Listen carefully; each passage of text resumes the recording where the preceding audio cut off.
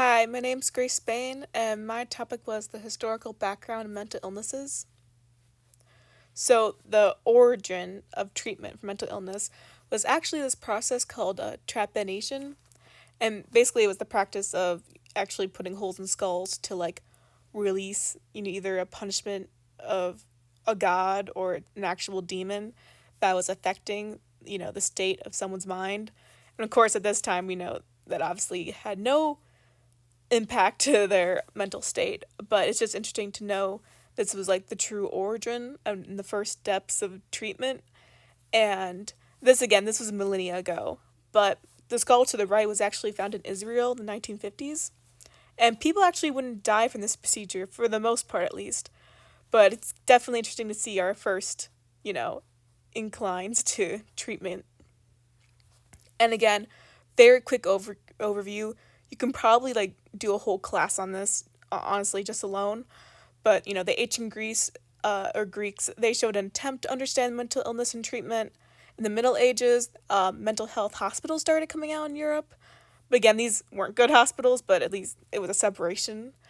And but again, every step forward was like three steps back, because religious fundamentalism grew, and it was a very scary time to say you were having problems, because if you were having problems, you weren't close to God for enough, or you were a sinner and you were being punished for whatever reasons, and or you were prosecuted as a witch. So it's like these were not good times to say you were mentally not stable.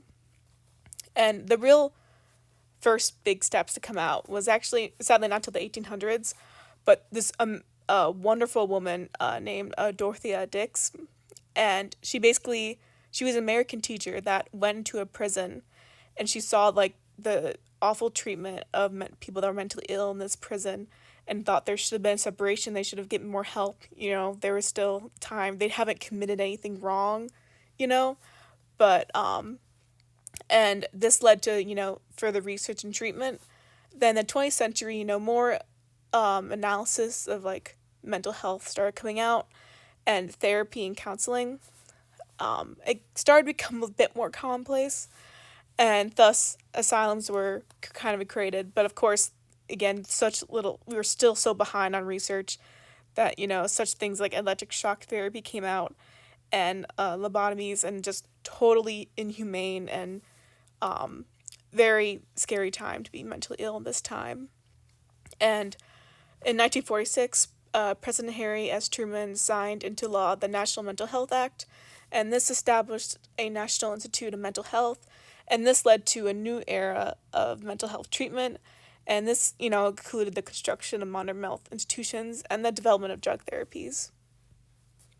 And again, what we accomplished. So in the 60s, more group therapy started happening, community-based programs started to flourish, and in 1979, the National Alliance for Mental Health were founded, NAMI, and due to NAMI, Congress actually named the first week of October Mental Illness Awareness Week.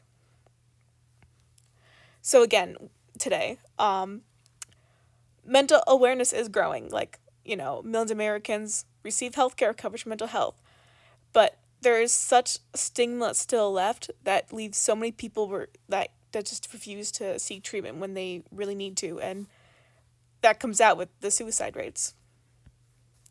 And I thought this was important to add. This was historical figures who likely and slash admitted to having mental illnesses, and this was, looking back. Researchers have looked back, and it's either for the archives or their own journaling that it's kind of been revealed, or people look back on certain actions they'd had, and it's like, oh, this is a symptom for this.